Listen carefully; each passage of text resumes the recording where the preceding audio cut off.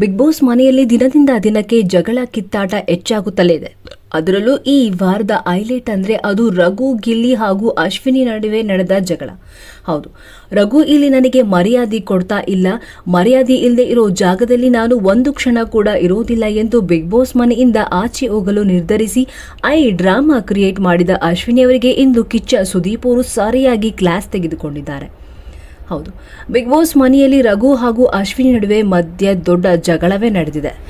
ಬೇರೆಯವರಿಗೆ ಹೋಗಲು ನಿನ್ನ ಯೋಗ್ಯತೆ ಎಷ್ಟು, ಮುಚ್ಕೊಂಡು ಮಲ್ಕೋ ಅಂತೆಲ್ಲ ಹೇಳುವ ಅಶ್ವಿನಿ ಗೌಡ ರಘು ಏಕವಚನದಲ್ಲಿ ಮಾತನಾಡ್ತಾರೆ ಎನ್ನುವ ವಿಚಾರಕ್ಕೆ ಸಿಡಿದೆದ್ದಿದ್ದಾರೆ. ರಕ್ಷಿತಾ ಬಗ್ಗೆ ನೀನು ಎಲ್ಲಿಂದ ಬಂದಿದ್ಯಾ, ನೀನು ಎಂತವಳು ಅಂತ ಗೊತ್ತು, ಅಮಾವಾಸ್ಯೆ, ಎಸ್ ಕ್ಯಾಟಗರಿ, ಕಾವ್ಯಗೆ ಬ್ರೆಡಿ ಲೂಸರ್, ಫ್ರೀ ಪ್ರಾಡಕ್ಟ್ ಅಂತೆಲ್ಲ ಹೀಯಾಳಿಸಿದ ಅಶ್ವಿನಿ ಗೌಡ ಇದೀಗ ರಘು ಬಗ್ಗೆ ಹೆಣ್ಣು ಮಕ್ಕಳಿಗೆ ನೀನು ತಾನು ಅಂತ ಮಾತನಾಡ್ತಿದ್ದೀಯಾ, ನಿನಗೆ ಬುದ್ಧಿ ಕಲಿಸ್ತೀನಿ ಎಂದು ರೊಚ್ಚಿಗೆದ್ದಿದ್ದಾರೆ. ಅಷ್ಟೇ ಅಲ್ಲ, ಅನ್ನ ನೀರು ಬಿಟ್ಟು ಉಪವಾಸವನ್ನ ಮಾಡಿ ಮನೆಯಲ್ಲಿ ಸಿಕ್ಕಾಪಟ್ಟೆ ಡ್ರಾಮಾವನ್ನ ಕ್ರಿಯೇಟ್ ಮಾಡಿದ್ದಾರೆ. ಇದರ ಬಗ್ಗೆ ಇಂದು ಕಿಚ್ಚ ಸುದೀಪ್ ಅವರು ಕಿಚ್ಚನ ಪಂಚಾಯಿತಿಯಲ್ಲಿ ಅಶ್ವಿನಿ ಅವರಿಗೆ ನೇರವಾಗಿ ಪ್ರಶ್ನೆ ಮಾಡಿದ್ದಾರೆ. ಇದಕ್ಕೆ ಅಶ್ವಿನಿ ಅವರು ಇಲ್ಲಿ ಬಂದ ದಿನದಿಂದಲೂ ಪ್ರತಿಯೊಬ್ಬರಿಗೂ ರಘು ಅವರು ನೀನು ತಾನು ಅಂತಾನೆ ಮಾತನಾಡಿಸ್ತಾರೆ. ನನ್ನೊಬ್ಬಳಿಗೆ ಮಾತ್ರ ಅಲ್ಲ, ಇಲ್ಲಿರೋ ಪ್ರತಿ ಹೆಣ್ಣು ಮಕ್ಕಳಿಗೂ ನೀನು ತಾನು ಅಂತಾನೆ ಮಾತನಾಡಿಸುವುದು. ನನಗೆ ಅಶ್ವಿನಿ ಅವರೇ ಅಂತಲೇ ಕರೆಯಬೇಕು ಎಂದು ಈಗಾಗಲೇ ಹಲವಾರು ಬಾರಿ ವಾರ್ನಿಂಗ್ ಕೊಟ್ಟಿದ್ದೆ. ಆದರೂ ಸಹ ಅವರು ತಿದ್ದಿಕೊಳ್ಳಲಿಲ್ಲ. ಪದೇ ಪದೇ ಡಿಸ್ರೆಸ್ಪೆಕ್ಟ್ಫುಲ್ ಆಗಿ ಮಾತನಾಡ್ತಿದ್ದಾರೆ. ಪ್ರತಿದಿನ ಇದೇ ಆಗ್ತಿದೆ. ಕೆಲವರು ತುಂಬಾ ಕಾಲೆಳೆಯೋದು, ಪರ್ಸನಲ್ ಟಾರ್ಗೆಟ್ ಮಾಡೋದು, ತೇಜೋವಧೆ ಮಾಡೋದು, ಹೆಣ್ಣು ಮಕ್ಕಳನ್ನ ಏಕವಚನದಲ್ಲಿ ಮಾತನಾಡಿಸೋದು ಸಿಕ್ಕಾಪಟ್ಟೆ ಜಾಸ್ತಿ ಆಗ್ತಿದೆ.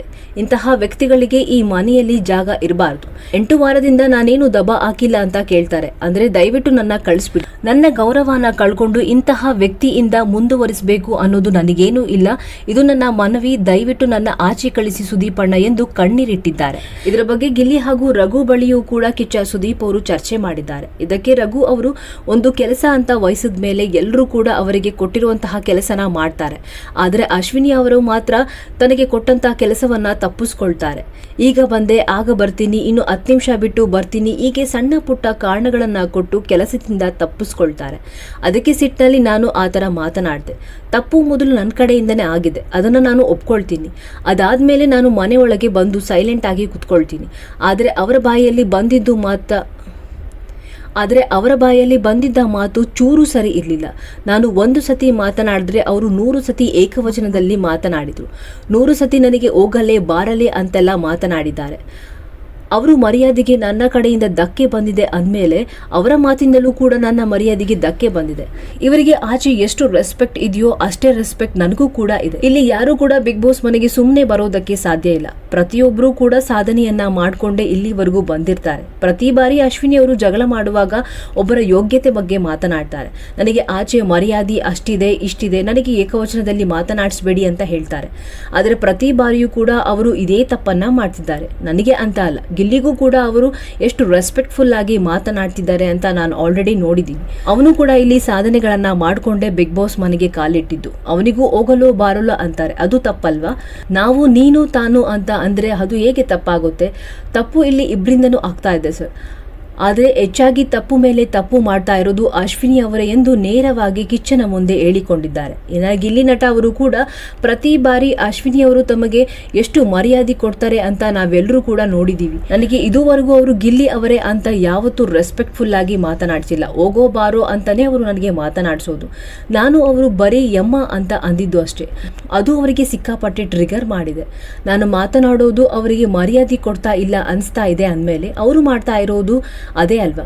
ಪ್ರತಿ ಬಾರಿ ಒಬ್ಬರಿಗೆ ಹೀಯಾಳಿಸಿ ಅವಮಾನ ಮಾಡಿ ಅವರು ನನಗೆ ಹೀಗೆ ಹೇಳ್ತಾರೆ ಹಾಗೆ ಹೇಳ್ತಾರೆ ಅಂತ ಇಲ್ಲ ಸಲ್ಲದ ಆರೋಪಗಳನ್ನ ಮಾಡಿ ಕೊನೆಗೆ ಅವರು ಏನು ತಪ್ಪು ಮಾಡೇ ಇಲ್ಲ ಅನ್ನುವ ಹಾಗೆ ಬಿಂಬಿಸ್ಕೊಳ್ತಾರೆ. ಇದು ಈಗಲ್ಲ, ಬಿಗ್ ಬಾಸ್ ಮನೆಗೆ ಕಾಲಿಟ್ಟಾಗಿಂದನೂ ಅಶ್ವಿನಿ ಗೌಡ ಅವರು ಇದೇ ಮಾಡ್ತಾ ಬಂದಿರೋದು. ಒಬ್ಬರಿಂದ ಅವರು ಮರ್ಯಾದಿನ ಬಯಸ್ತಾ ಇದ್ದಾರೆ ಅಂದಮೇಲೆ ಅವರು ಕೂಡ ಅಷ್ಟೇ ಮರ್ಯಾದಿನ ಕೊಡಬೇಕಾಗತ್ತೆ ಎಂದು ಕಿಚ್ಚನ ಮುಂದೆ ಹೇಳಿಕೊಂಡಿದ್ದಾರೆ. ಹೀಗಿರುವಾಗ ಅಶ್ವಿನಿ ಅವರು ಪದೇ ಪದೇ ತಮ್ಮ ಕೈಯನ್ನ ರೈಸ್ ಮಾಡುತ್ತಾ ವಾದ ಮಾಡುತ್ತಲೇ ಇರ್ತಾರೆ. ಕೊನೆಗೆ ಕಿಚ್ಚ ಸುದೀಪ್ ಅವರು ಈ 3 ಜನ ಸ್ಪರ್ಧಿಗಳ ಮಾತನ್ನ ಕೇಳಿ ಕೊನೆಗೆ ಕಿಚ್ಚ ಸುದೀಪ್ ಅವರು ಅಶ್ವಿನಿ ಅವರಿಗೆ ಸಖತ್ತಾಗಿಯೇ ಗ್ರಹಚಾರ ಬಿಡಿಸಿದ್ದಾರೆ. ಬರೀ ಈ ಮನೆಯಲ್ಲಿ ಏಕವಚನ ಇದನ್ನ ಬಿಟ್ಟು ಇನ್ನೇನು ಕೇಳಿಲ್ಲ.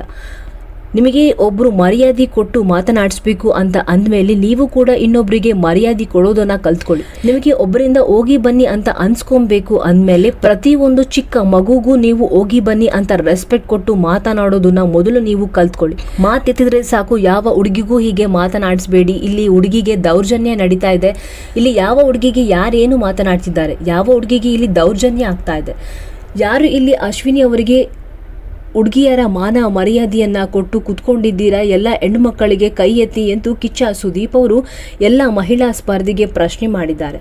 ಇದಕ್ಕೆ ಅಶ್ವಿನಿಯನ್ನ ಹೊರತುಪಡಿಸಿ ಯಾವ ಒಬ್ಬ ಮಹಿಳಾ ಸ್ಪರ್ಧಿಯೂ ಕೂಡ ಕೈಯನ್ನ ಎತ್ತೋದಿಲ್ಲ. ಇದಕ್ಕೆ ಕಿಚ್ಚ ಸುದೀಪ್ ಅವರು ಅಯ್ಯೋ ಇಷ್ಟೊಂದು ಕೈಗಳ ಎಂದು ಸಖತ್ತಾಗಿ ಅಶ್ವಿನಿ ಗೌಡ ಅವರಿಗೆ ಮುಖಭಂಗ ಮಾಡಿದ್ದಾರೆ. ಆ್ಯಂಡ್ ಅಶ್ವಿನಿ ಅವರೇ, ಈ ಮನೆಯಲ್ಲಿ ವುಮೆನ್ ಕಾರ್ಡ್ ಬೇಡ, ನೀವು ಒಬ್ಬರಿಂದ ರೆಸ್ಪೆಕ್ಟ್ನ ಎಕ್ಸ್ಪೆಕ್ಟ್ ಮಾಡ್ತಾ ಇದ್ದೀರಾ ಅಂದಮೇಲೆ ನೀವು ಕೂಡ ರೆಸ್ಪೆಕ್ಟ್ ಕೊಡೋದನ್ನ ಕಲ್ತ್ಕೊಬೇಕು ಅಲ್ವಾ. ಸುಖ ಸುಮ್ಮನೆ ಇಲ್ಲಿ ಗಂಡು ಮಕ್ಕಳು ಹೆಣ್ಣು ಮಕ್ಕಳು ಅನ್ನೋ ಚರ್ಚೆ ಬೇಡ. ಇಲ್ಲಿ ಎಲ್ಲರೂ ಕೂಡ ಕಂಟೆಸ್ಟೆಂಟ್ಸ್ಗಳೇ. ನಿಮಗೆ ಎಷ್ಟು ಮರ್ಯಾದೆ ಇದೆಯೋ ಅಷ್ಟೇ ಮರ್ಯಾದೆ ಆ ಸ್ಪರ್ಧಿಗಳಿಗೂ ಕೂಡ ಇದೆ. ನೀವು ಇಲ್ಲಿ ಎಷ್ಟು ಸಾಧನೆ ಮಾಡಿದ್ದೀರೋ ಅಷ್ಟೇ ಸಾಧನೆನ ನಿಮ್ಮ ಜೊತೆ ಇರೋ ಉಳಿದ ಸ್ಪರ್ಧಿಗಳು ಕೂಡ ಮಾಡ್ಕೊಂಡೇ ಬಂದಿದ್ದಾರೆ. ಮೊದಲು ಇನ್ನೊಬ್ಬರಿಗೆ ಕೈ ಮಾಡಿ ತೋರಿಸುವ ಬದಲು ನೀವು ಸರಿ ಇದ್ದೀರಾ ಎಂದು ಒಂದು ಸತಿ ಯೋಚನೆ ಮಾಡಿ. ಈ ಥರ ಇನ್ನೊಬ್ಬರಿಗೆ ಬ್ಲೇಮ್ ಮಾಡೋದನ್ನ ಬಿಟ್ಟು ನಿಮ್ಮ ಆಟವನ್ನ ನೀವು ನೋಡ್ಕೊಳ್ಳಿ ಎಂದು ಖಡಕ್ ಆಗಿಯೇ ಅಶ್ವಿನಿ ಗೌಡ ಅವರಿಗೆ ಎಚ್ಚರಿಕೆಯ ಮಾತನ್ನ ಆಡಿದ್ದಾರೆ. ಕೊನೆಗೆ ಅಶ್ವಿನಿ ಗೌಡ ಅವರು ಕಿಚ್ಚ ಸುದೀಪ್ ಅವರ ಕೋಪನ ನೋಡಿ ಫುಲ್ ಶಾಕ್ ಆಗಿದ್ದಾರೆ. ಅಷ್ಟೇ ಅಲ್ಲ, ಬಿಕ್ಕಿ ಬಿಕ್ಕಿ ಹತ್ತು ಹೈ ಡ್ರಾಮಾನ ಕ್ರಿಯೇಟ್ ಮಾಡಿದ್ದಾರೆ. ಇದರ ಬಗ್ಗೆ ನಿಮ್ಮ ಅಭಿಪ್ರಾಯವೇ?